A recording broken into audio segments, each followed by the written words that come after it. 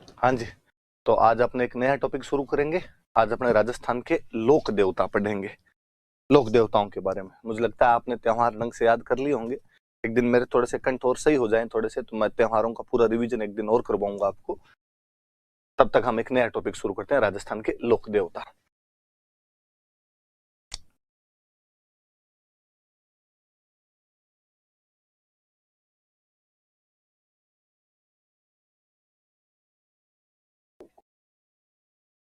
मैं यदि एक सिंपल सा शब्द बोलूं तो मैं कहूं कि लोक देवता ज्यादातर वे लोग हैं जो समाज की भलाई के लिए लड़ते हुए शहीद हो गए थे। ज्यादातर का कह रहा हूं मैं ना, सबका नहीं कह रहा, अपवाद अपनी जगह होते हैं हमेशा।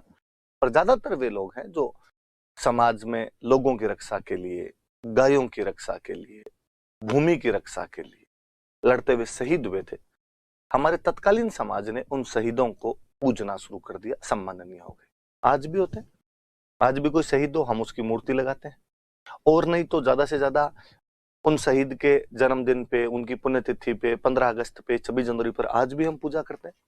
आज भी यदि आप किसी शहीद की मूर्ति के आगे से निकल रहे होते हैं तो ज्यादा नहीं तो जब आगे से निकल रहे होते हैं तब 1 मिनट के लिए सही, उस पर्टिकुलर सेकंड के लिए सही, रुककर आप नमस्कार भी करते हैं। आपके मन में भाव भी पैदा होता है कि भाई ये सम्माननीय व्यक्ति है, श्रद्धा पूर्वक याद किए जाने लायक व्यक्ति है। अपने राजस्थान में से खूब सारे लोक देवता है। एक दुआ है राजस्थान का, याद रखें आप में ज्यादातर लोगों को आता होगा कि पाबू हड़बू राम दे, मंगलिया मेहा, पांचों पीर पधार जो, गोगा जी जेहा। मैं इसमें एक शब्द पे बॉक्स बनाना चाहूंगा। लिखा हुआ है पीर, और इससे पहले इसका विशेषण लगाया हुआ है पांचू। इसका मतलब पीर पांच है। पहले तो पीर कौन है? हिंदुओं में जिनको देवता बोलते हैं, मुसलमानों में उन्हीं को पीर कहते हैं। मैं एक सामान्य सी परिभाषा बताऊं तो परिभाषा यह हो कि ऐसे लोक देवता जिनको हिंदू तथा मुस्लिम दोनों मानते हैं वो पीर कहलाते हैं। और ऐसे लोक देवता अपने पांच हैं। कौन कौन से? तो हम कहेंगे वो पाबू जी है, वो हड़बू जी है, वो रामदेव जी है, वो मेहा जी है, और गोगा जी। पांच ऐसे लोक देवता है जिनको हिंदू तथा मुस्लिम दोनों मानते हैं, उनको हम पंचपीर के रूप में पूछते हैं। ये पांच पीर है अपने, पाबू जी, हड़बू जी, रामदेव जी, मेहा जी और गोगा जी। अब जब लोक देवताओं की शुरुआत कर रहे हैं तो हम इन पांच पीरों से शुरू करेंगे। इसके बाद और कौन कौन से अपने बड़े बड़े लोक देवता खूब सारे, तेजा जी महाराज, देवनारायण जी महाराज, मल्लीनाथ जी महाराज, तल्लीनाथ जी महाराज, उन तमाम की भी बात करेंगे। यहां से अपने शुरू करते हैं। मैं पाबू जी से शुरू करता हूं आज वाली इस क्लास को। पाबू जी सबसे पहले लिखा हुआ पाबू जी राठौड़। एक तो इन लोक देवताओं के बारे में कई बार बहुत सिंपल सी जानकारी हम पूछ ली जाती है।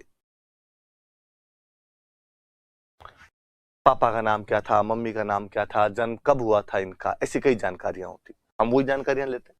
मैं यदि कहूं कि पाबू जी, तो मैं कहूं कि पाबू जी का जो जन्म था वो जोधपुर में एक जगह पड़ती है कोल्लूमंड। कोल्लूमंड नाम का एक गांव पड़ता है जोधपुर जिले में, यहां पर इनका जन्म हुआ था। इनके पिताजी का नाम था धांधल जी।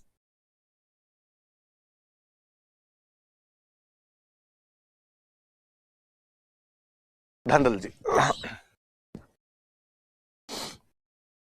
मैंने जब मारवाड़ पढ़ाया था तो मारवाड़ में एक राजा पढ़ाया था आपको, राव दुहड़।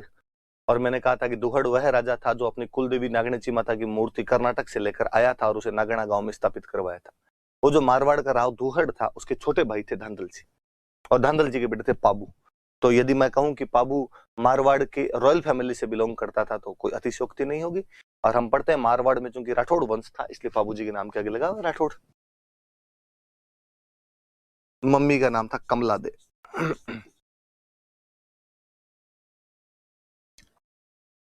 इनकी जो पत्नी थी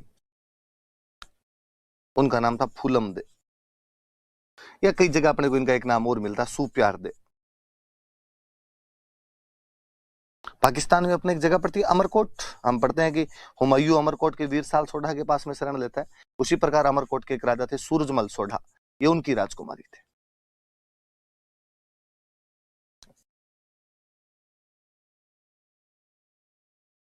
सूरजमल सोढ़ा की राजकुमारी थे, princess of Surajmal Sodha of Amarkot.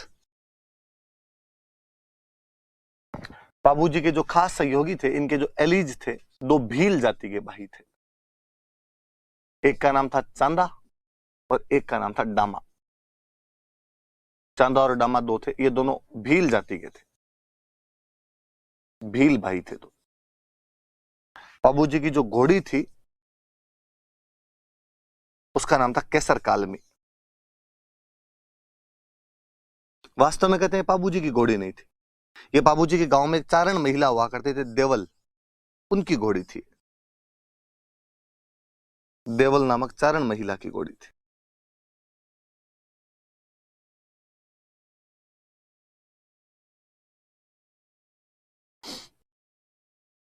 बाबूजी का जो मेला है वो इनके गांव में कोलू मंड में भरता है। चैत्र अमावस्या को ये मेला लगता है।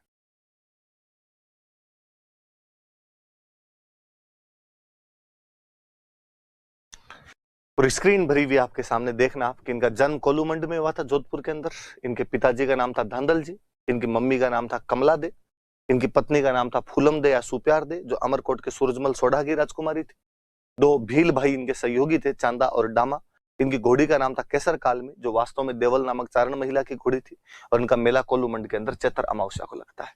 मैं थोड़ी बातें यहां से और बताता हूं आपको।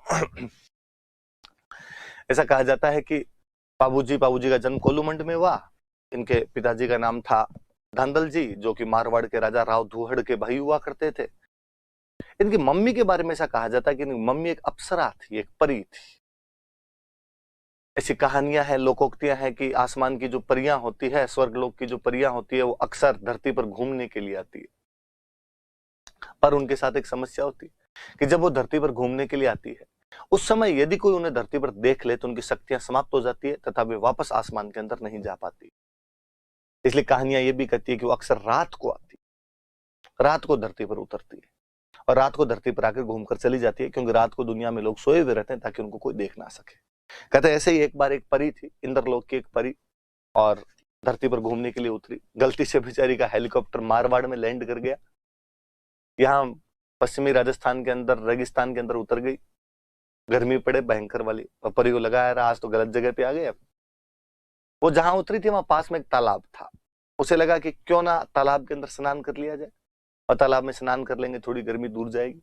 वो तालाब में स्नान करने लगे। कहते हैं उस दिन जो धांधल जी जो थे, धूहड़ जी के छोटे भाई जो थे धांधल जी, वो वहां से रात्रि में अपना घोड़ा लेके कहीं से जा रहे थे। वो चूंकि वहीं के निवासी थे तो उनको पता था कि यहाँ पर पास के अंदर ही तालाब है। उनको लगा यार घोड़े को पानी पिला लिया जाए, घोड़ा पानी पी ले अपना यहाँ पे। वो घोड़े को पानी पिलाने के लिए लेके जा रहे थे, और जैसे वो तालाब के नजदीक पहुंचे और क्या देखते हैं कि तालाब के अंदर एक परी स्नान कर रही है। बंदा जहां था वहां का वहां स्टेच्यू होकर रह गया। उस परी ने थोड़ी देर के अंदर नोटिस किया कि कोई आदमी उसको लगातार घूर रहा है, टकटकी लगाकर उसकी तरफ देख रहा है। उसकी नजर पड़ी, एक व्यक्ति घोड़ा लिए हुए लगातार उसी को देखता जा रहा था। परी ने कहा कि मिस्टर तुम जो कोई हो पर धांधली कर रहे हो, इस प्रकार किसी नहाती हुई महिला को नहीं देखना चाहिए, और मैं तो परी और हूँ। मेरे को यदि कोई देख लेता है तो मेरी शक्तियां समाप्त हो जाती है और मैं वापस नहीं जा पाती हूँ। अब मैं वापस कैसे जाऊंगी? धांधल जी ने कहा कि किसने कहा है वापस जाना है? धांधल जी ने लगभग घुटनों के बल बैठते हुए कहा कि विल यू मैरी मी? उस परी ने कहा और मेरे पास कोई इलाज भी नहीं है, मैं तुमसे शादी करने के लिए तैयार हूं, पर मेरी दो शर्तें हैं। धांधल जी ने कहा बताओ। कि एक तो मेरे लिए अलग महल बना के देना पड़ेगा, मैं तुम्हारे साथ तुम्हारी बाकी रानियों के साथ महलों में नहीं रहूंगी। धांधल जी ने कहा पक्का, तेरा महल सेपरेट। एक उस महल में मेरी बिना आज्ञा के कोई भी नहीं आएगा, जो भी आएगा मेरी आज्ञा लेकर आएगा। धांधल जी ने कहा पक्का। उसने कहा आप भी बिना आज्ञा के उसके अंदर नहीं आ सकते। धांधल जी ने कहा ठीक है कोई बात नहीं। परी के लिए अलग महल बना दिया गया, परी उसके अंदर रहती। धांधल जी भी जाते उसमें तो पूछ के जाते, और कोई भी जाता तो विदाउट परमिशन एंट्री नहीं हुआ करती थी वहां पर। समय बीता और उस परी के एक बेटा हुआ, जिस बेटे का नाम रखा गया पाबू। कहते पाबू जी बहुत सुंदर थे, अपने लोक देवताओं में सबसे सुंदर कोई लोक देवता था पाबू जी। मम्मी पे चले गए होंगे, परी पे चले गए होंगे, मुझे लगता है धांधल जी पे चले जाते तो क्या ही सुंदर होते। मारवाड़ का मिनक तो दिल का डाकी एकदम होता होगा, पर पाबू जी उस टाइप के रणबीर कपूर थे, परी के बेटे थे। एक दिन धांधल जी को बाकी दोस्तों ने, किसी ने धांधल जी को कह दिया कि यार ऐसे क्या आदमी, हर बात में लुगाई से पूछ पूछ के आ जाऊं क्या चला जाऊं क्या, तुम्हारा घर है यार, जब इच्छा हो तब जाओ, जब इच्छा हो तब आओ वापस। और धांधल जी उस दिन बिना उस परी की परमिशन लिए डायरेक्ट घर के अंदर चले गए। और जब वो घर में घुसते हैं तो वो देखते हैं कि वहां पर परी तो थी नहीं, वहां पर तो एक शेरनी बैठी बैठी बाबू को दूध पिला रही है और उसे खिला रही है। अरे ये क्या कोतक है। शेरनी की नजर जैसे ही धांधल जी पे पड़ी, शेरनी वापस परी बनी, और परी ने कहा कि बस इसी दिन के लिए मना किया था, और मैंने कहा था कि मत आना, क्योंकि मेरे में ये शक्तियां हैं कि जब मैं अकेली होती हूं तो अपना रूप परिवर्तन करती हूँ। अब तूने कॉन्ट्रैक्ट तोड़ दिया, अब मैं यहां नहीं रहूंगी, अब मैं वापस जाऊंगी। धांधल जी ने खूब हाथ जोड़े कि गलती होगी, धूड़ खाई काली गाय हूं तेरी, पर उसने कहा नहीं, अब मैं यहाँ एक सेकंड भी नहीं रुक सकती, अब तो मुझे वापस जाना ही है। ये बच्चा तुम रखो। एक माँ की बच्चे के प्रति दो इच्छाएं होती है कि उस बच्चे को दूध पिला के थोड़ा बड़ा करे, बड़ा हो जाए तो उसके लिए कभी घोड़ा बने, कभी हाथी बने, उसे झुलाए खिलाए, पीठ पे झुलाए उसको, कंधे पे झुलाए उसको। पर अब चूंकि मैंने दूध पी के बड़ा तो कर दिया, पर इतना बड़ा भी नहीं हुआ कि पीठ पे झुलाती, अब तुम रखो इसको। कहते हो परी तो चली गई। धांधल जी के एक और रानी हुआ करते थे, कमला दे, जिन्होंने बाबू का पालन पोषण किया बाद में। बाबूजी बड़े हुए बेहद सुंदर राजकुमार थे। अमरकोट की राजकुमारी फूलम दे के साथ, आपके सामने नाम लिखा हुआ है, फूलम दे के साथ बाबूजी की सगाई हुई। अमरकोट के राजा सूरजमल सोढ़ा की राजकुमारी थी फूलम दे। कई जगह कहानियों में, किताबों में अपने नाम सुप्यार दे भी आता है। वैसे फूलम दे नाम था, आप तो फूलम दे याद रखें। मुझे याद आता है, हम जब पढ़ा करते थे, दिलीप सर राजस्थान जी के पढ़ाया करते थे, तो सर ने कहा कि बाबूजी की पत्नी का नाम फूलम दे था। कोई स्टूडेंट खड़ा हुआ, उसने खड़ा होकर सर पर मैंने एक किताब में सुप्यार दे भी पढ़ा। सर ने कहा हाँ हाँ यार, कई जगह वो सुप्यार दे भी लिखा था, पर फूलम दे याद करना है आपने। तो उसने कहा नहीं सर, सही से बताओ क्या नाम था, फूलम दे था या सुप्यार दे था? सर ने कहा फूलम दे था। फिर उस किताब में सुप्यार दे क्यों लिखा हुआ? तो सर हंसते थे कि नाम तो देखो फूलम दे था, पर बाबू गीत गाया करता था कि दे दे प्यार दे सुप्यार दे, अच्छा प्यार दे, तो एक नाम सुप्यार दे और पड़ गया। तो आप भी वही याद रख लेना। आप बाबूजी के दो सहयोगी थे, उनके नाम थे चांदा और डामा, भील जाति के दो भाई थे। बाबूजी की जो घोड़ी थी उसका नाम था केसर कालमी, जो इनके गांव के अंदर देवल नाम की एक चारण महिला हुआ करती थी, उनकी घोड़ी थी। और इनका मेला कोलूमंड के अंदर चैत्र अमावस्या को लगता है। कहा जाता है कि बाबूजी सगाई हो गई, शादी का दिन आया, शादी का दिन आया, बाबूजी तैयार हुए, शेरवानी पहनी, बिनोटे पहने, साफा बांधा, सिर पेच, कलंगी, तुर्रा, एंटीना सब लगाए, फूटने लगे बाबूजी। ये तो बींद वैसे ही सुंदर लगता है, कोई हो बींद बनता उस दिन सुंदर ही लगता है।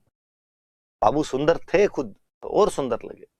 चांदा और डामा बाबूजी के दो खास सहयोगी, दोनों एकदम अच्छे अच्छे कपड़ों के अंदर राइट लेफ्ट में बाबूजी के खड़े, एकदम दूल्हे के दोस्त दूल्हे के साथ रहे भाई।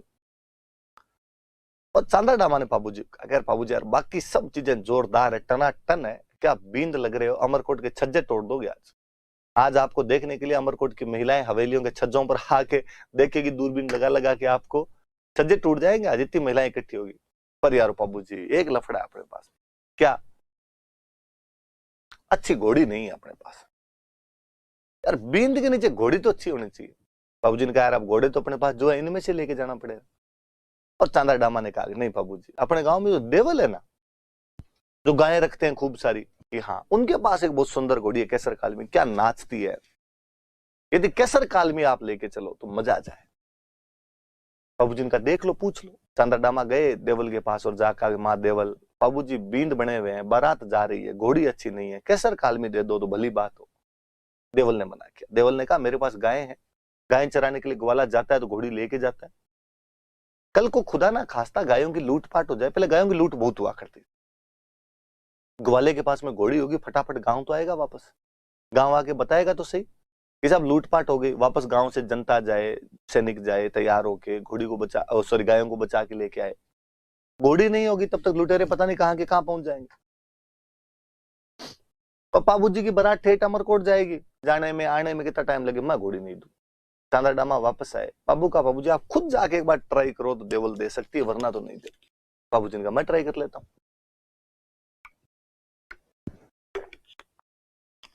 बाबूजी गए, बाबूजी ने जाकर आगे, देवल ऐसे मत करो, मारवाड़ की इज्जत का सवाल है, अपनी बारात फूटरी लगनी चाहिए।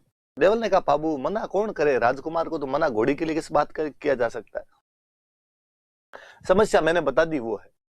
बाबू ने कहा माँ देवल, मैं आपको वचन देता हूं कि यदि आपकी गायों की लूटपाट हो जाए तो आप तो एक मैसेज मेरे को कर देना, मैं आऊंगा, जिस हालत में उस हालत में आऊंगा और आपकी गायें बचा के लाऊंगा।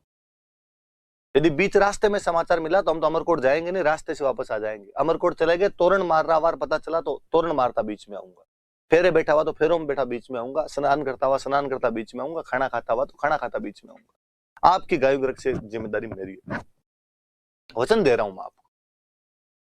और देवल ने कहते हैं कि घोड़ी देती। बाबूजी केसर कालमी लेके गए, वाकई बाबूजी क्या केसर कालमी पे फूटरे लगे। अमरकोट में उन्होंने रिकॉर्ड तोड़ दिए थे उस दिन। दूर दूर तक यूं गांव के पुरुष महिलाएं देखने के लिए बाबूजी को जुटे। अमरकोट वाले सोडे तो इस बात से जल भुन गए थे कि यार इतनी क्या तारीफ, जितनी तारीफ दुल्हे की उतनी तारीफ घोड़ी की। कहानियां कहती है अपने की। अमरकोट वाले सोडो ने कहा कि ऐसी क्या घोड़ी की तारीफ कर रहे हो, हमारे घोड़े से दौड़ करवा के देख लो। बाबूजी ने कहा यार ये बात तो मत बोलो, हमारी घोड़ी इतने किलोमीटर चला के, तुम्हारे घोड़े फ्रेश है, 2 दिन रुको फिर करवा लेना दौड़। उनका बस डर गए। बाबूजी ने कहा लाओ देखे। बाबूजी केसर कालमी पे बैठे, उनका साड़ा दूसरे घोड़े पर बैठा, दौड़ करवाई, केसर कालमी जीती। केसर कालमी की और चर्चे। अमरकोट वाले सोडो ने कहा यार अपमान का बदला तो लेना पड़ेगा इसका। बाबूजी तोरण मारने के लिए गए, तोरण बहुत ऊंचा बांधा। अब देखते हैं बाबूजी तोरण कैसे मारेंगे। इस पे हिंदी का मुहावरा है, तोरण मारना मतलब शक्ति प्रदर्शन करना। पहले अक्सर एक राजकुमारी से शादी के लिए 3-4 जगह से बारात चली जाया करती, तो ऊंचा तोरण बांधते कि जो तोरण मार देगा उसके साथ शादी कर दी जाएगी। आजकल तो ये भगवान जाने क्या चीजें हुई है, तोरण नीचा सा बांधते हैं, उस पर दूल्हे से टच होता नहीं है, कई बार तो और नीचा सरका देते हैं, लो जो ऐसा आराम से लगा लो आप।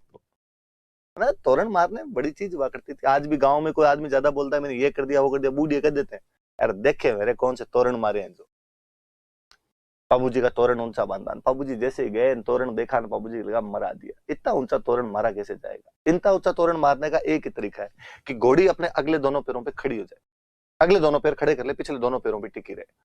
हवा के अंदर घोड़ी यदि झूल जाए तो बाबूजी खड़े होकर उस पर तोरण मार सकते। अमरकोट वाले खड़े खड़े हंसे, अब बता, बड़ी चर्चा कर रहे थे केसर कालमी है केसर कालमी है, घोड़ी पूरी खड़ी हो नहीं हो तब तक तोरण लगे।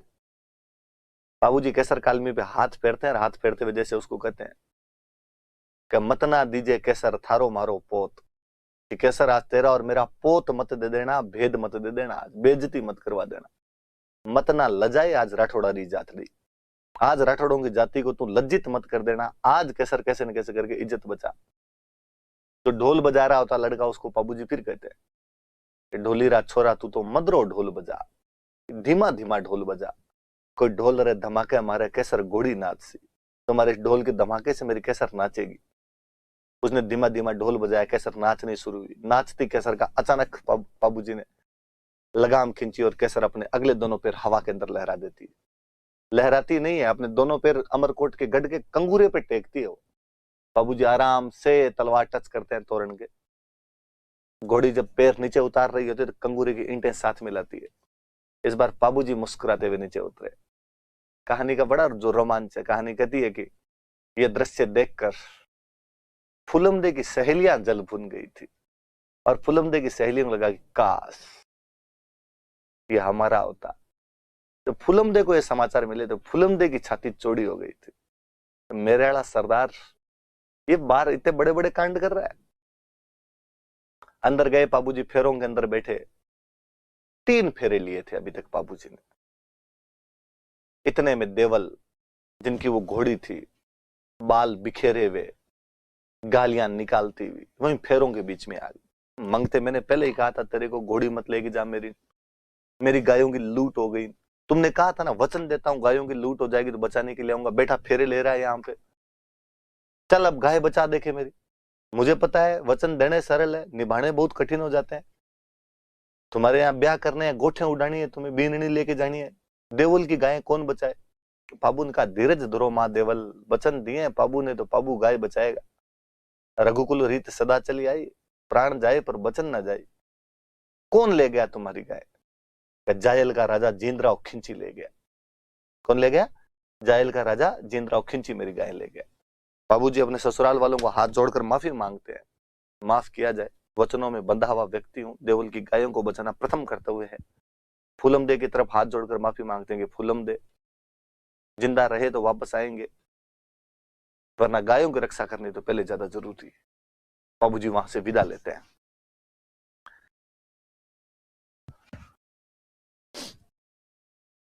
बाबूजी की फोटो है भाई। बाबूजी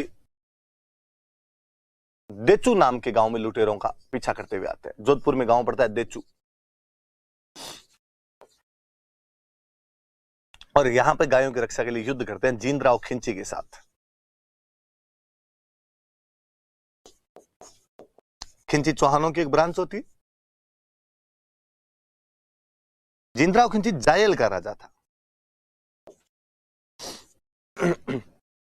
जींदराव खिंची पाबूजी का रियल बहनोई था, सगा बहनोई था। बाबूजी की बहन की शादी जींदराव खिंची के साथ हो रखी थी। आप कहोगे सर फिर बारात में क्यों नहीं गया? तो भाई जींदराव खिंची की पाबूजी के परिवार से पहले से नहीं बनती थी। जींदराव खिंची मौके की तलाश में था कि पाबूजी की जब बारात जाएगी तो मैं इनके गांव की गाय लूट लूंगा ताकि इनकी बेइज्जती हो जाए। तो साले बने के बीच की लड़ाई है। बाबूजी गायों को बचा लेते हैं युद्ध के अंदर। देचू नाम के गांव में अपने बहनोई जींदराव खिंची जो कि जायल का राजा था उसके खिलाफ लड़ते हैं, गाय बचा लेते हैं, लेकिन बाबूजी उसमें अपने बड़े भाई बुड्ढू जी के साथ लड़ते हुए शहीद हो जाते हैं। बाबूजी मारे जाते हैं। हम बाबूजी को उन गायों की रक्षा की वजह से हमने कहा कि साहब कोई व्यक्ति अपने वचनों में इतना बंधा हुआ था कि गायों की रक्षा के लिए अपने फेरे छोड़कर आ गया था, केवल 3 फेरों के बाद वापस आ गया था और गायों की रक्षा की थी। हम बाबूजी को धोखने लग गए। हमारा पश्चिमी राजस्थान ये भी कहता है कि बाबूजी के बाद में हमने 4 फेरे लेने शुरू कर दिए। बाबूजी 3 फेरों के बाद उठकर आ गए थे। हम कहानियों में गीतों में सुनते हैं कि फेरे 7 होते हैं और वास्तव में फेरे 4 ही होते हैं। 3 में बीन नहीं आगे रहे, 1 में बीन आगे रहे। आप में से जो भुगत भोगी हैं वो थोड़े याद कर लेना आपने कि 7 फेरे नहीं लिए होंगे, फेरे 4 ही लिए होंगे। और हम ऐसा मानते हैं कि ये हमने बाबूजी के बाद शुरू किया था क्योंकि 3 फेरे बाबूजी ने ले लिए थे, बाकी वाले अब हम 4 ही लेंगे। ऐसी कहानियां, ऐसी बातें बताई जाती। बाबूजी के लिए कहा जाता है कि बाबूजी लक्ष्मण के अवतार है। जो राम लक्ष्मण हुए थे तो लक्ष्मण का अवतार माना जाता है बाबूजी। फिर एक कहानी है कि राम लक्ष्मण मां सीता जब वनवास के अंदर गए हुए थे और एक दिन राम जी के पास में स्वरूप नखा नाम की एक महिला आती। वास्तव में बेचारे के नाम स्वरूप नखा ही था, जिसके नाखून भी स्वरूप हो।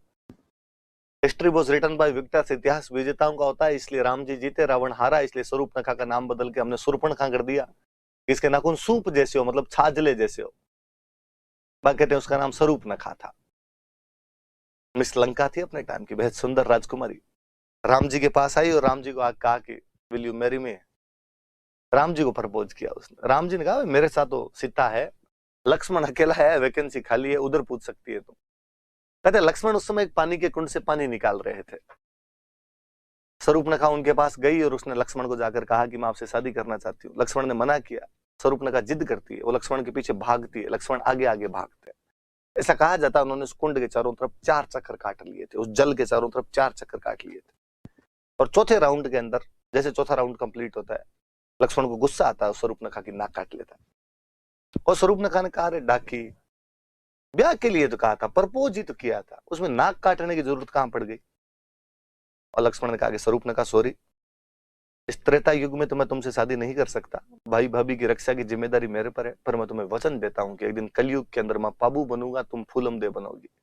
हमने 4 फेरे आज यहाँ पर इस जल के चारों तरफ ले लिए हैं, बाकी के 3 फेरे हम अग्नि के चारों तरफ लेंगे। अक्सर गांव में जब ये कहानियां सुनाई जाती है तो जैसे कहते हैं बाबूजी 3 फेरों के बाद आए और लड़ते हुए मारे गए, तो सुनने वाला कहता है ऐसा किसी के साथ नहीं, बुरा हुआ ये। तो कहानी सुनाने वाला तो बड़े फिलोसॉफिकल अंदाज में बोलता है, अरे दुख करने की बात नहीं है, तो विधाता ना लेख लिखोड़ा है, बे माता जिता आंख मांडिया है वही चालना ऐसा। और ये तो भगवान ने पहले तय कर दिया था, त्रेता में तय कर दिया था कि लक्ष्मण ने 4 फेरे तो ले लिए थे, अब बाकी 3 ही लेने थे। विधि का विधान है, राम जी की लीला है, 3 ही लेने थे। यहाँ पे फुलमदे सुर्पणखा थी, बाबूजी जो थे वो लक्ष्मण थे। तो ऐसी कहानियां भी कही जाती। कहानी तो ये भी कहते हैं कि बाबूजी की मम्मी जो कि परी थे, वो धांधल जी को जाते टाइम कह के गए थे कि मेरी इच्छा थी कि बच्चे को दूध पिला के बड़ा करूं और जब बड़ा हो जाए तो घोड़ी बनूं, इसके लिए घोड़ा बनूं, इसके लिए इसे झुलाऊं। कहते केसर काल में उनकी मम्मी का दूसरा अवतार था। उनकी मम्मी दोबारा केसर कालमी के रूप में आई थी, घोड़ी बनकर आई थी वो परी, और घोड़ी की तो पीठ पे बैठते हैं, पीठ पे ही खिलाती हो, तो केसर काल में उनकी मम्मी थी। ऐसा भी कहानियों के अंदर कहा जाता है। तो बाबूजी को किसका अवतार माना जाता है? लक्ष्मण का अवतार माना जाता है। हम ये भी कहते हैं कि राजस्थान में सबसे पहले ऊंट कोई लेके आया था तो बाबूजी लेके आए थे। कि पाबूजी से पहले अपने राजस्थान में ऊंट नहीं हुआ करते थे। कहानियां ये भी कहती है कि पाबूजी की एक भतीजी थी केलम, और केलम की शादी में पहली बार कैमल दिए गए थे, तो ऊंट सबसे पहले पाबूजी लेके आए थे। तो ऊंट जब भी बीमार हो जाए तो हम पाबूजी की पूजा करते हैं। तो पाबूजी ऊंट रक्षक देवता है। अपने राजस्थान में ऊंट रखने वाली जो जाति है वो है राइका। आप राइका का दो, आप इनको रेबारी कह सकते हैं।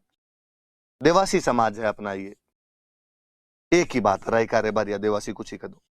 ये लोग ऊंट ज्यादा रखते हैं, तो इनके मुख्य देवता हो गए पाबूजी। भाई ऊंट बीमार होने पे पूजा किसकी करो? पाबूजी की। ऊंट रखते कौन है? तो राइका रखते हैं, रेबारिया देवासी रखते, एक ही बात है तीनों का। तो ये लोग पाबूजी को अपना मुख्य देवता मानते हैं। भाई हमारे मुख्य देवता तो कौन है? तो पाबूजी महाराज। याद रहे सारी बातें। पाबूजी गायों की रक्षा के लिए देचू नामक गांव में जींदराव खिंची, जो कि जायल का राजा था, लड़ते हुए मारे गए थे। गाय बचा लेते लेकिन युद्ध में शहीद हो जाते हैं। 3 फेरों के बाद ही वापस उठकर आ गए थे। हम इन्हें लक्ष्मण का अवतार मानते हैं। ऊंट सबसे पहले ये लाए थे, तो हम ऊंट रक्षक देवता मानते हैं, इसलिए राइका है रेबारी जाति जो इनकी पूजा करती है। भील, चांदार, डामान भील थे। भील इनको खूब मानते हैं और कहते हैं जो इनके पुजारी होते हैं वो हमेशा भील जाति के लोग होते हैं। पुजारी को अपने राजस्थान की लैंग्वेज में बोलते हैं भोपा।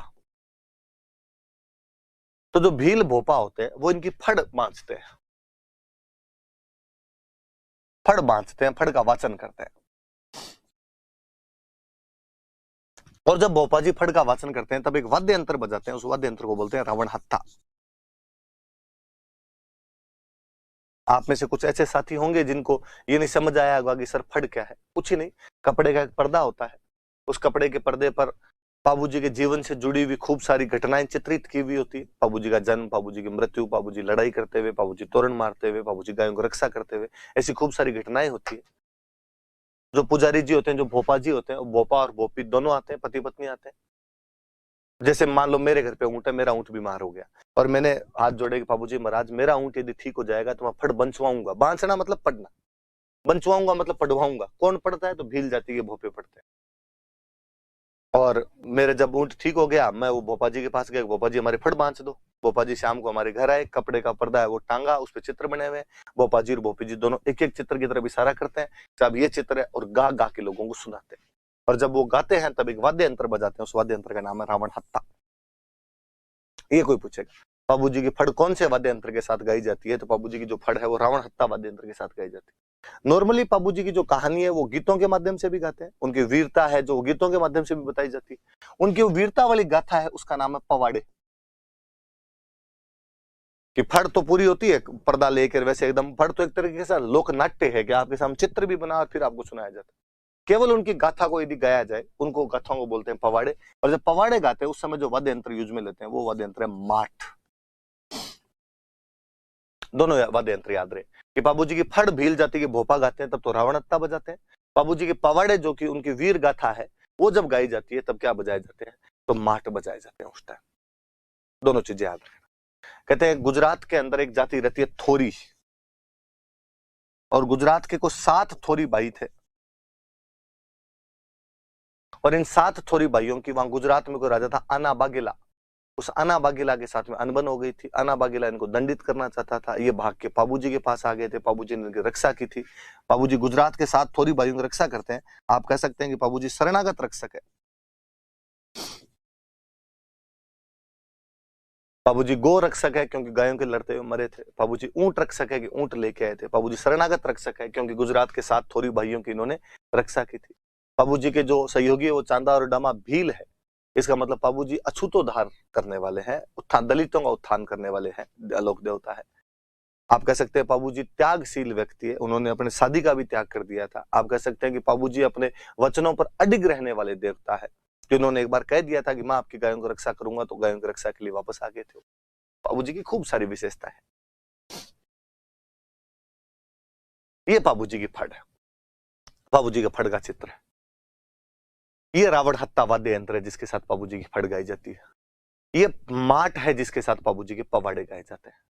मैं इनको और भी कहूंगा टेक्निकल वालों को कि ये फड़ का यदि वीडियो यहाँ पर जोड़ देंगे तो वो आपको वीडियो भी बाद में आप जब सुनोगे तब वो वीडियो भी इसके अंदर आ जाएगा। तो ये वीडियो जोड़ देंगे फड़ का, तो वो भी आप सुन सकते हो इसके साथ में।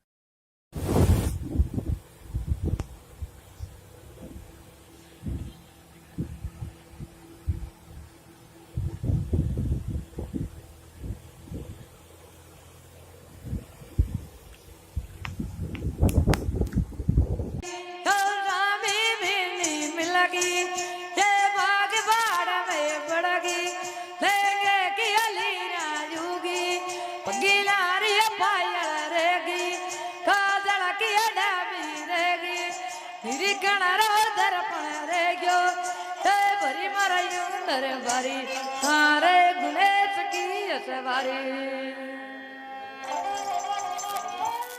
भला कियो राज भला।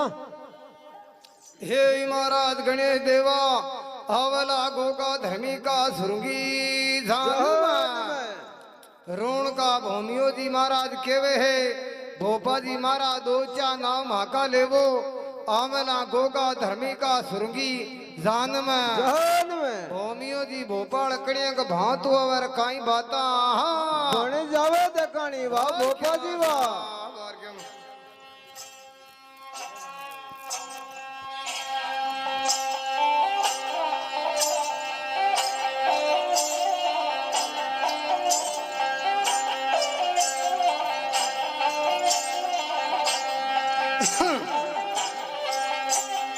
ए जीरे बोहो भी यार धल माली नारे थे तनहन सब दसरात सब दसरात कौन में कियो घड़िया जियो जलेबिया हे जीरे बोहो मिया धल मतड़ा रे भाजा। बाबूजी से संबंधित खूब सारी किताबें लिखी हुई है। जैसे एक बहुत अच्छी किताब है पाबू प्रकाश, और ये पाबू प्रकाश किताब लिखी गई आसिया मोड़जी। आसिया जाति है, मोड़जी नाम है। पूछी हुई आरपीसी किताब है, वापस याद रखना कि आसिया मोड़जी की किताब कौन सी है। तो आसिया मोड़जी किताब का नाम क्या है? तो उनकी किताब का नाम है पाबू प्रकाश। एक है पाबूजीरा छंद, और जो पाबूजीरा छंद है ये लिखने वाले थे बिट्ठू मेहाजी। बिट्ठू जाति है, मेहाजी नाम।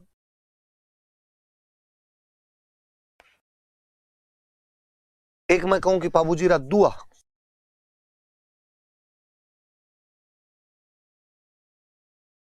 पाबूजीरा दुआ लिखने वाले थे लगराज। एक दोहों का एक प्रकार होता है सोरठे, सौराष्ट्र के जो दोहे होते हैं उनको सोरठे बोलते हैं। पाबूजीरा सोरठा ये लिखने वाले थे रामनाथ। एक है पाबूजीरा रूपक,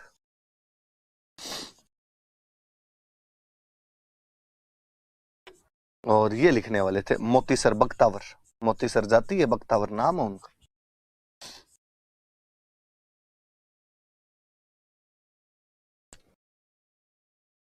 पाबू प्रकाश आसिया मोड़जी ने लिखी, पाबूजीरा छंद बिट्ठू मेहाजी ने लिखी। मैं चाहूंगा ये दो किताबें आप याद करें, बाकी वाली तो याद हो जाए तो भली बात, नहीं याद हो तो कोई बात नहीं।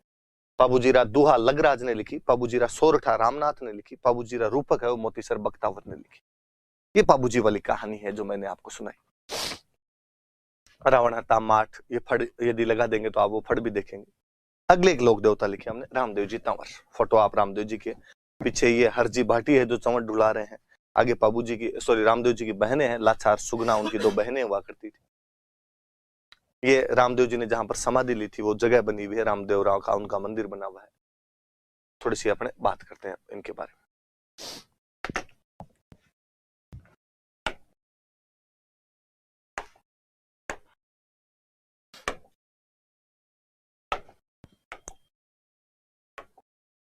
वापस वही मैं रामदेव जी के बारे में यदि कुछ बातें करूं। रामदेव जी तंवर पूरा नाम है। इनका जन्म कहां हुआ? तो बाड़मेर में एक जगह पड़ती है उंडू कश्मीर, वहां उंडू कश्मीर में इनका जन्म बाड़मेर में पड़ता। इनके पिताजी का नाम था अजमाल जी।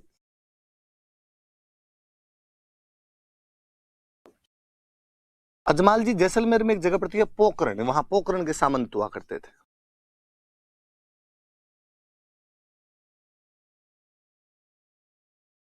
पोखरण के सामंत हुआ करते थे।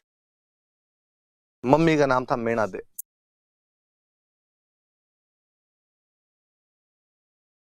पत्नी का नाम था नेतल।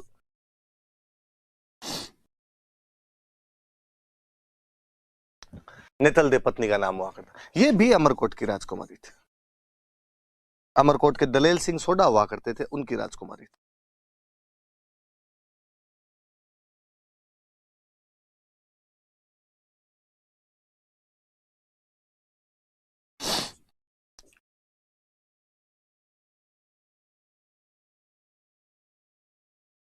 अमरकोट के दलेल सिंह सोढ़ा की राजकुमारी हुआ करते। रामदेव जी महाराज के जो गुरु थे इनका नाम था बालीनाथ जी।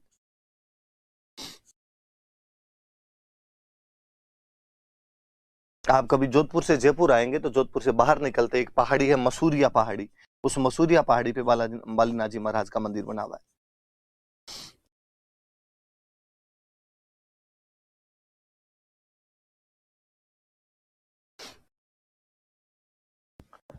रामदेव जी का मंदिर कहाँ है? वैसे मैं बता चुका हूं ये बात, वापस रिपीट नहीं करनी चाहिए, फिर भी रिपीट कर देता हूं। रुणीचाया रामदेवरा में उनका मंदिर।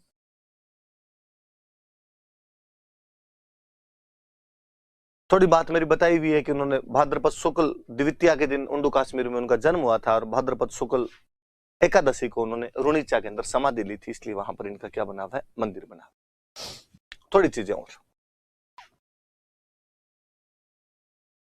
इनके घोड़े का नाम लीलो, इनके झंडे को नाम नेजा, इनका जो रात्रि जागरण होता है उसको कहते हैं जम्मो।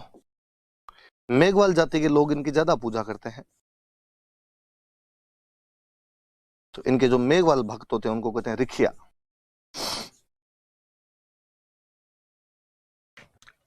कुछ बातें एक साथ देख लेना भाई। जन्म उंडू कश्मीर बाड़मेर में। पिताजी का नाम अजमाल जी था जो पोखरण के सामंत थे। मम्मी का नाम मेणा दे था, पत्नी का नाम नेतल दे था। नेतल दे अमरकोट के दलेल सिंह सोढ़ा की राजकुमारी थी।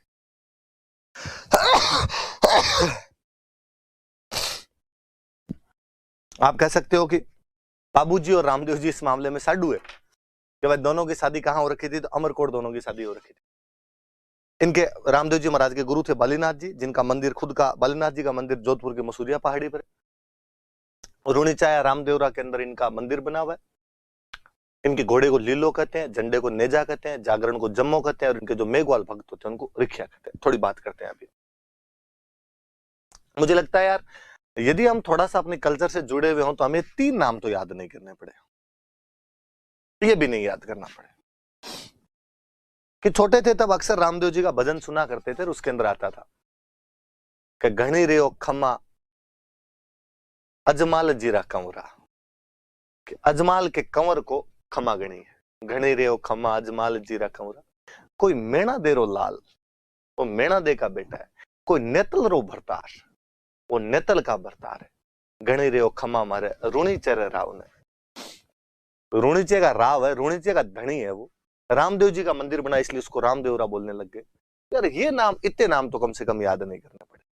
पर चूंकि हम डी रूटेड लोग हैं, अपने कल्चर से अलग हुए लोग हैं, इसलिए ये नाम भी अपने को याद करने पड़ रहे हैं।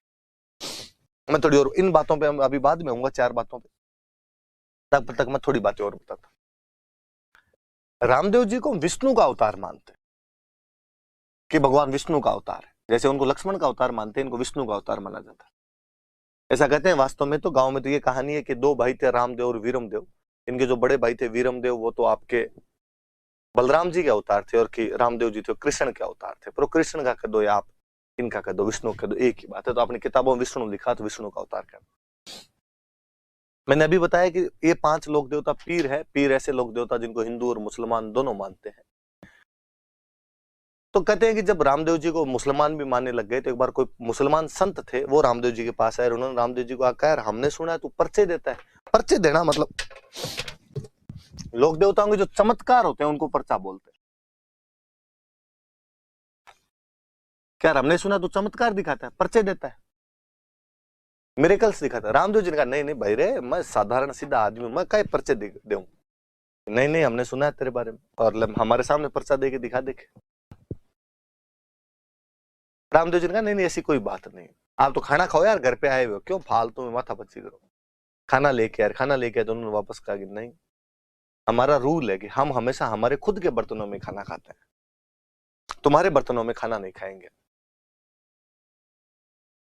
तो रामदेव जी ने कहा, अब तुम्हारे बर्तन लेके आते, अब मैं तो मेरे घर पे मेरे बर्तनों में खिलाऊंगा। इतना ही तू बड़ा लोक देवता है, इतना ही बड़ा पीर बना घूमता है, तो इन बर्तनों को हमारे वाले बर्तनों में ट्रांसफर कर दे।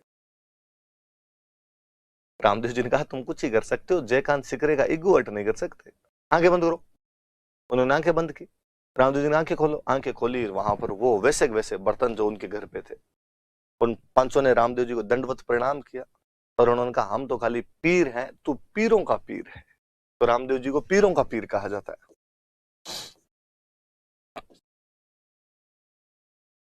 कि रामदेव जी पीरों के पीर है।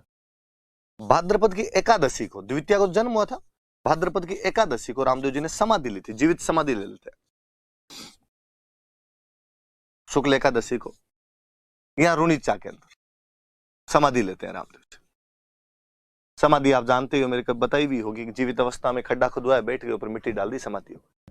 रामदेव जी के एक धर्म बहन हुआ करते थे, डालीबाई मेघवाल, और डालीबाई ने 10वीं वाले दिन उनसे एक दिन पहले समाधि ली थी। तो भाद्रपद शुक्ल 10वीं को रुणिचा में डालीबाई समाधि लेते हैं। डालीबाई मेघवाल इनके धर्म बहन हुआ करते थे। इसीलिए हम पढ़ रहे हैं कि रामदेव जी के जो भक्त होते हैं वो ज्यादातर मेघवाल जाति के होते हैं। इन्होंने समाधि ली। तो अक्सर जब आप रामदेव जी के जाते हो तो आप वहां पे 2 समाधियों की पूजा करते हो। एक समाधि रामदेव जी महाराज की, एक समाधि डालीबाई की। डालीबाई इनके धर्म बहन थे, उन्होंने 10वीं को ली थी, इन्होंने एकादशी को ली थी। इसलिए कभी याद भी हो तो मम्मी घर में धोख लगाती है तो 10 11 दोनों की धोख लगती है। 10वीं को भी धोख लगाते हैं और एकादशी को भी धोख लगाते हैं। तो एक दिन डालीबाई की धोख लगती है, एक दिन किसकी लगती है? एकादशी की लगती है। रुणिचा में ली तो इनका मंदिर रुणिचा बना, रामदेव जी का मंदिर बना तो रामदेवरा बोलने लगे।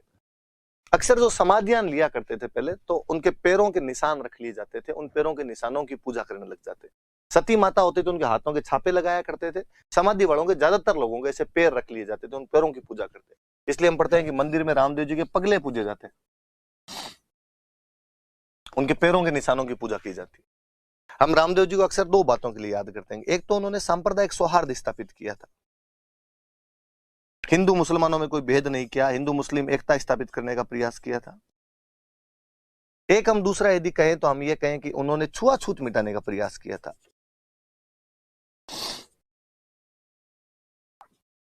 छुआछूत मिटाने का प्रयास किया।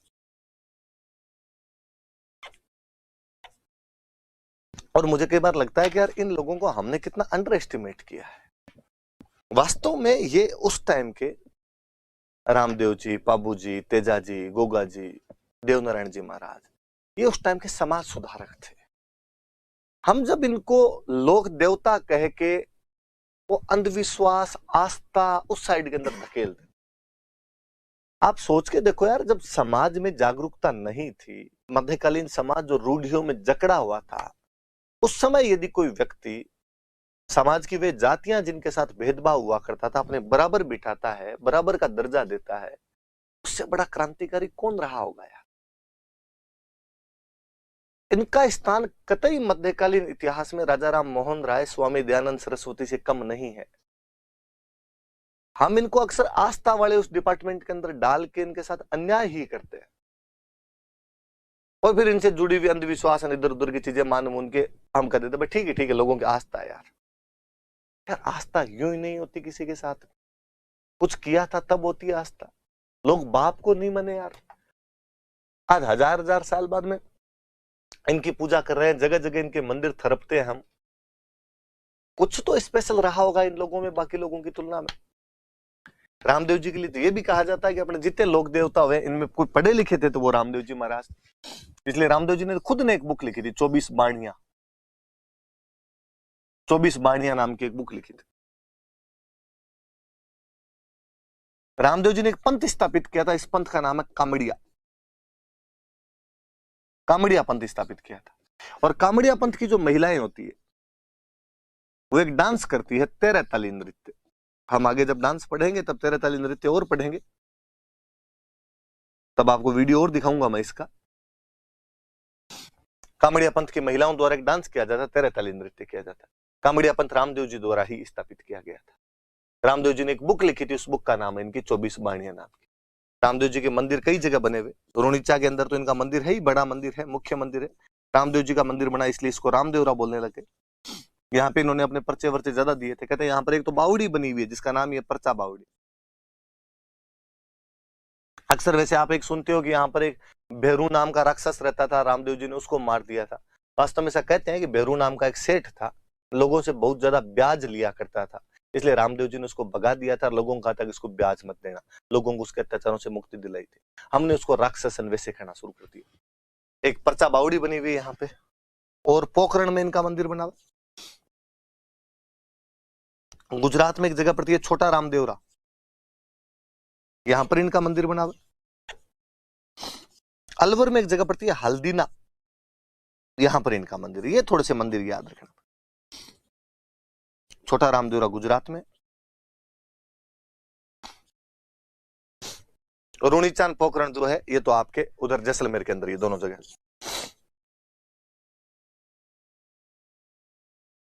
हल्दीना याद रखना अलवर के अंदर है, छोटा रामदेवरा है वो आपके गुजरात के अंदर। ये थोड़ी सी बातें याद रहे रामदेव जी के बारे में। मैं वापस उन 4 चीजों पे आता हूं शुरुआत वाली। मैंने लिखा है कि इनके घोड़े को लीलो कहते हैं, इनके झंडे को नेजा कहते हैं, इनके जागरण को जम्मो कहते हैं, इनके मेघवाल भक्तों को रिक्शा कहा जाता है। हालांकि इन चारों बातों को मैं खुद रिजेक्ट करता हूं और मैं कहता हूं ऐसा कुछ भी नहीं होता, ऐसा नहीं कहते। ये आरपीसी का फैलाया हुआ एक बतंगड़ है, कई सालों से हमें रटवाया जा रहा है, हम मूर्खों की तरह इनको रटते हैं और चूंकि क्वेश्चन आता है इसलिए याद करने पड़ते हैं। राजस्थान में किसी भी घोड़े को लीलो ही बोलते थे। मैं कहता हूं घोड़ा हो तो लीलो और घोड़ी हो तो लीलन। तो तेजाजी महाराज की घोड़ी थी तो हमने उसको लीलन कह दिया, रामदेव जी घोड़ा था तो हमने इसको लीलो कह दिया। और यदि छोटी क्लासों में कभी गीत गाया हो तो लीला घोड़ा रो असवार मारो मेवाड़ी सरदार राणा सुन तो जाई जे रे। राणा के घोड़े का नाम तो चेतक था, हम सब जानते हैं, पर फिर भी हमने गीत में लीला घोड़ा रो असवार का है। उसके घोड़े को भी तो हम तो लीलो ही कह रहे। और बताओ, लीला रंग पश्चिमी राजस्थान में हरे रंग को कहते हैं। ग्रीन, ग्रीन जो कलर होता है, जो बोर्ड वाला कलर है, ग्रीन कलर को लीला रंग कहते हैं।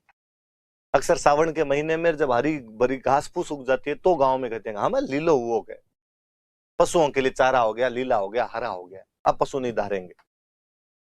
याद करना, जब छोटे थे तो सावन के महीने में एक हरे रंग का कीट पतंगा आया करता था इतना बड़ा, और बच्चे उसके पीछे भागते थे कि रामदेव जी रो घोड़ो आयो, रामदेव जी रो घोड़ो आयो। वो हरे रंग का हुआ करता था, लीला हुआ करता था। झंडे का पर्यायवाची ही नेजा होता है। अमेरिका का झंडा भी नेजा है, इंग्लैंड का झंडा भी नेजा है, भारत का झंडा भी नेजा है, तेजाजी महाराज का झंडा भी नेजा है, रामदेव जी महाराज का झंडा भी नेजा है। ये आरपीसी वालों ने पूछ पूछ के हिट कर दी। रामदेव जी के झंडे को क्या कहते हैं? नेजा। और कुछ नहीं, झंडे का मतलब ही नेजा होता है। मुझे तो याद आता है कि मल्लीनाथ जी के बेटे थे जगमाल, मैंने पढ़ाया था कभी आपको, जो गिंदोड़ी को उठा के लेके आ जाता है, गणगौर पे गिंदोड़ी के गीत गाते हैं। उसकी एक बार को गुजरात के राजा के साथ लड़ाई हुई। एक कोई भूत उसका दोस्त था और उस भूत ने उसको कह रखा था कि जगमाल जब भी जरूरत पड़े तो मुझे याद कर लेना। तेज सिंह नाम करके भूत हुआ करता था। और उस दिन जगमाल ने तेज सिंह याद किया कि तेज सिंह आज आ यार। भूत अपनी टोली साथ में लेके आया। जगमाल को कहा क्या करना है? जगमाल ने कहा सारे मेरे रूप के अंदर लड़ो, और जिसकी तलवार मारो उसको तो ये ले जगमाल की, ये ले जगमाल के हाथ की। और वही सेना को मारना शुरू किया, उन भूतों ने भगा दिया। ऐसी कहानी है अपने कि जब वो सारे सैनिक भाग के गए गुजरात वाले, तो उनकी घरवालों ने पूछा, बुरी तरीके से घायल होके गए, घरवालों ने पूछा भाई रे कहां मार खा के आए? तो कहा जगमाल ने मारा, दूसरे ने कहा जगमाल ने मारा, तीसरे ने कहा जगमाल ने मारा, चौथे ने कहा जगमाल ने मारा। तो दुआ है कि पग पग नेजा फाड़िया, पग पग फाड़ी ढाल। कि जगह जगह गुजरात वालों के झंडे पड़े हुए थे। नेजा मतलब झंडा। पग पग नेजा फाड़िया, पग पग फाड़ी ढाल। जगह जगह ढालें पड़ी हुई थी सैनिकों की, जगह जगह उनके झंडे पड़े हुए थे। बीबी पूछे खान स्यूं जग किता जगमाल। बीवियां अपने खान से पूछ रही है कि जग में कितने जगमाल है जो सारे के सारे जगमाल से मार खा के आए हो।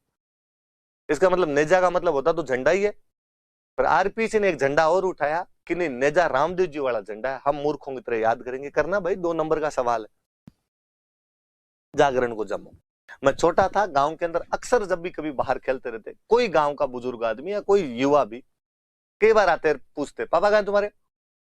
पापा तो स्कूल गए हुए हैं। टीचर है पापा तो स्कूल गए हुए हैं, मार्केट गए हुए हैं, फुटबॉल खेलने चले, वॉलीबॉल खेलने चले, गांव में वॉलीबॉल खेलते थे। अच्छा कोई बात, ये इलायची ले ले। क्या करूं इलायची का? तो ये इलायची है ना तेरे पापा को दे देना, और तेरे पापा का नाम मारे जम्मो है। इलायची मतलब निमंत्रण है, आपको आना है। किस चीज का निमंत्रण है? तो जम्मो का निमंत्रण है। जम्मो मतलब रात को जाग के हम भजन करेंगे। किसके? तेजा जीरो है, जम्बो जीरो है, करणी माता रो है। रात को जाग के जो भी भजन किए जाते हैं वो सब जम्मो ही होते हैं, सबको जम्मो ही कहते हैं। दशनाथ जी महाराज के जम्मो ही लगे, जम्बो जी महाराज के जम्मो लगे, तेजा जी महाराज का जम्मो लगे, और ये रामदेव जी महाराज के जम्मो लगे। भगवान जाने आरपीसी वालों को कब बुद्धि आएगी, और उन्होंने हिट कर रखा है इतने सालों से कि रामदेव जी के जागरण को जम्मो कहा जाता है। अपने भी याद करना। और मैंने बताया कि जैसे पाबू जी के जो पुजारी होते हैं भील जाति के लोग होते हैं, वैसे रामदेव जी के पुजारी मेघवाल जाति के लोग होते हैं। आरपीसी ने फिर हिट किया कि मेघवाल भक्तों को रिख्या कहा जाता है। उनके जो मेघवाल डिसाइपल्स, मेघवाल फॉलोवर्स जो होते हैं उनको रिख्या कहते हैं। रिख्या का नॉर्मल मतलब है ऋषि, संत टाइप का कोई आदमी होता है उसको अपने रिख्या ही कहा करते थे। और इसमें तो मुझे राजस्थानी का एक और बहुत अच्छा दुआ याद आता है। राजस्थानी का एक दुआ है कि दिधा निज गुण देवता, दिधा मतलब दिए, निज गुण मतलब अपने गुण, देवता मतलब देवताओं ने अपने गुण दिए, रिख्या दी आशीष। रिख्या मतलब ऋषि, ऋषियों ने अपना आशीष दिया, देवताओं ने अपने गुण दिए। किसको, कब? सिरजी जिणधन मरुधरा, कि जब इस मरुधरा का सृजन किया गया, राजस्थान का सृजन किया गया, तब देवताओं ने अपने गुण दिए, ऋषियों ने अपना सारा आशीर्वाद इस धरती को दिया। सोनी नयो शीश, सोनी मतलब धरती। उस दिन धरती ने भी अपना शीश झुकाया कि मेरा सबसे अच्छा टुकड़ा आज सृजित किया गया है। कि जब मरुधरा बनाई गई थी तब धरती ने अपना सिर झुकाया था, देवताओं ने अपने सारे गुण दे दिए थे और रिखियां दिया आशीष, ऋषियों ने अपना आशीर्वाद दिया था। रिखियां का मतलब तो वहां पर ऋषि है, वहां पे तो मेघवाल भक्त नहीं है कहीं, और आरपीसी कहती है तो मान लिया जाए। इसका आगे वाला पार्ट दोएगा तो मुझे और अच्छा लगता है कि दीधा नहीं जो देवता, देवताओं ने जो नहीं दिए, लुंठापन ही ली, वो हमने जबरदस्ती छीन लिए, लुंठेपने से ले लिए। देवताओं ने कुछ तो दे दिए, कुछ गुण खा गए, दिए नहीं उन्होंने, हमने जबरदस्ती छीने, उनसे दोहरे सारे गुण हम रखेंगे। दीधा नहीं जो देवतान लुंठापनी लीन, इंदर भाग्यो आंतरे, आंतरे मतलब दूर, इंदर हमसे डर के दूर भाग गया देवताओं का राजा। अब लग बरखाहीन, अब तक हमारे बरसात नहीं करता है, दूर भाग गया वो हमारे डर से, क्योंकि हमने जबरदस्ती की थी गुण छीनने के लिए उससे। रिख्या का मतलब यार साधारण ऋषि होता है, पर आरपीएस ने हिट कर रखा है तो अपने भी मान लिया जाए। इनके मेघवाल भक्तों को क्या कहा जाता है? रिख्या कहा जाता है। दो बड़े लोक देवता थे, इतने पढ़ेंगे हम, कल वाले में और कंटिन्यू करेंगे हम। Thank you.